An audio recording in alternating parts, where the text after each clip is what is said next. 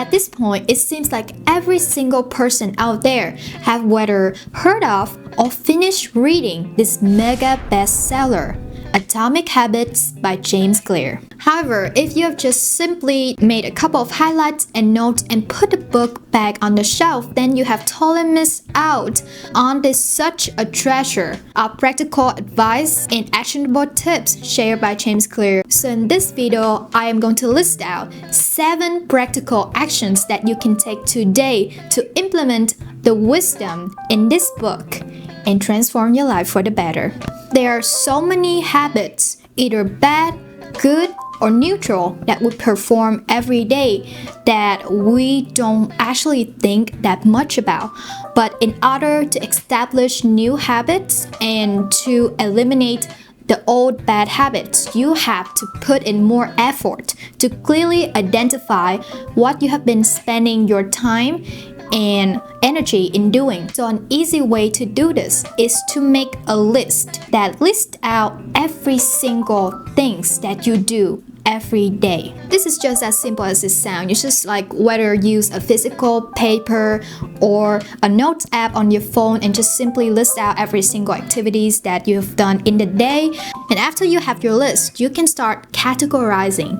Try to keep such a habit scorecard for at least 1 week, and you will start noticing the patterns, the frequency of your good, of your bad habits. The second action to take is to schedule your habit ahead. It's very easy to promise yourself that, oh, I'm going to start journaling every single day starting tomorrow. I am going to start being on a diet this new year.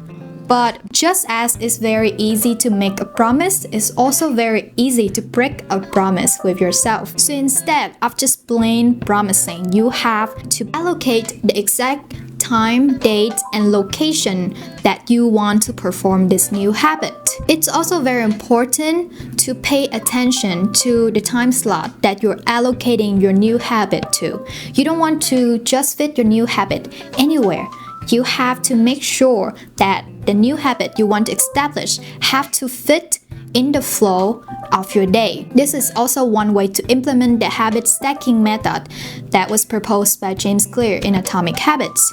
That is, you pair your existing habit with a new habit. For example, in the morning, I already have to sit at my desk to do my homework before I go to my morning class. So I pair my journaling habit with my homework doing time. It fits perfectly to my day. I journal, I do my homework, and I go to class. The third action that you can take that can significantly transform your life is to optimize your environment. Your environment is extremely important, even more important than motivations when we're talking about habits. For example, if you're trying to eat healthier, but you always have your cookie jar on your dining table, it's very easy for you to just walk by the table, grab a bunch of cookie. It's so hard to resist because we're human after all. So in order to help ourselves to resist the temptation and have more motivation to perform good habits, we should first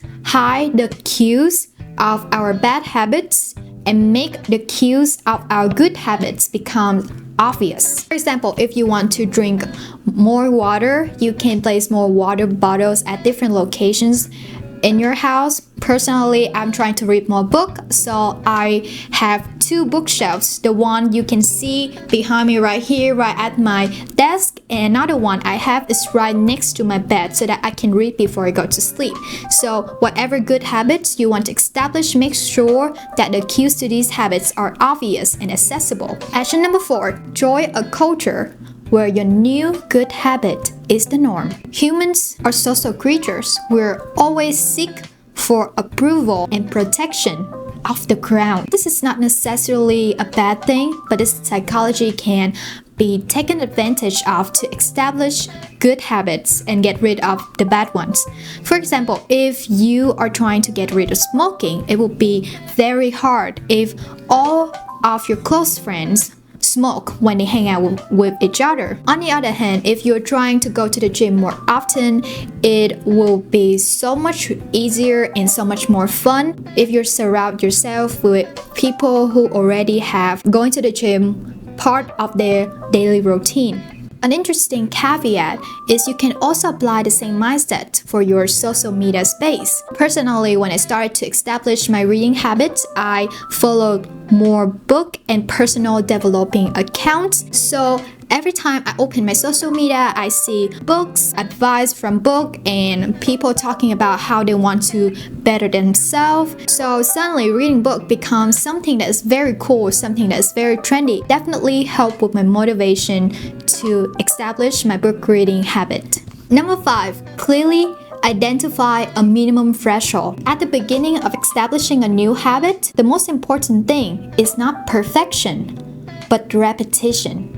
We have to make sure that we're slowly building that momentum first. A very useful solution to this is to establish a threshold, the minimum bar, that when you pass it, you can mark the habit as completed in your daily schedule. For example, the minimum threshold of journaling for me is 1 sentence, so that in days that I don't have a lot of time or a lot of energy to journal, I push myself to write just 1 sentence. The key is to keep the gear going.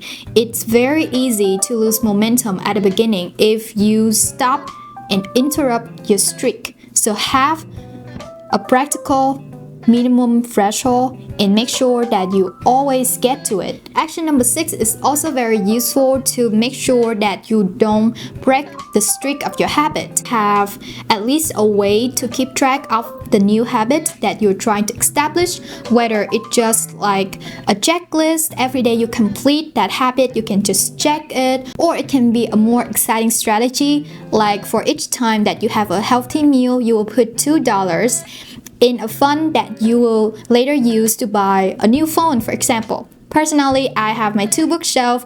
One bookshelf is the in progress shelf. So it contains books that I have not finished yet. Every time that I finish a book, I can move that book to the bookshelf behind me. So this one contains all the books that I have read, and that is very exciting. It helped me keep track of my habit, and it also encouraged me to keep the streak happen. Action number 7 is actually a very interesting one. Why am I telling you to do a personality test? Well, the thing is, in the last chapter of Atomic Habits, James Clear mentioned about the importance of genes. They are things that certain people naturally enjoy doing more than others. For example, there are people who are naturally very active, so they're prone to be more outdoor, they're prone to be more athletics. So maybe the habit of playing a sport, the habit of going out for a walk would be easier for these types of people. It is very helpful to recognize what your strengths are, what are the things that you naturally enjoy, and what are the things that you do not, so that you have a more personalized game plan to develop your habits. When I did my personality test, I am very low on extroversion. In other words, I am an introvert.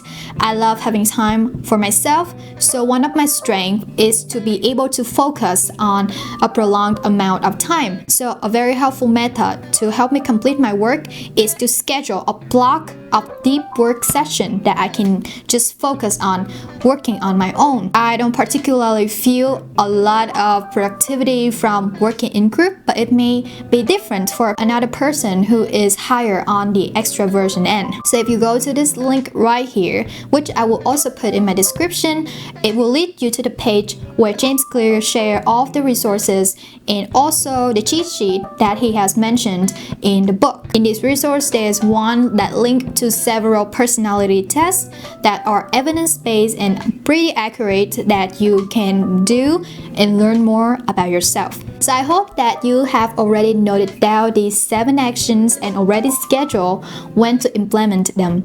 I hope that you will be successful in your journey of establishing good habits and transform your life for the better. Let me know about your journey in the comment section. I would love to read them. And hit the subscribe button so that I can see you again in future videos as well. See ya!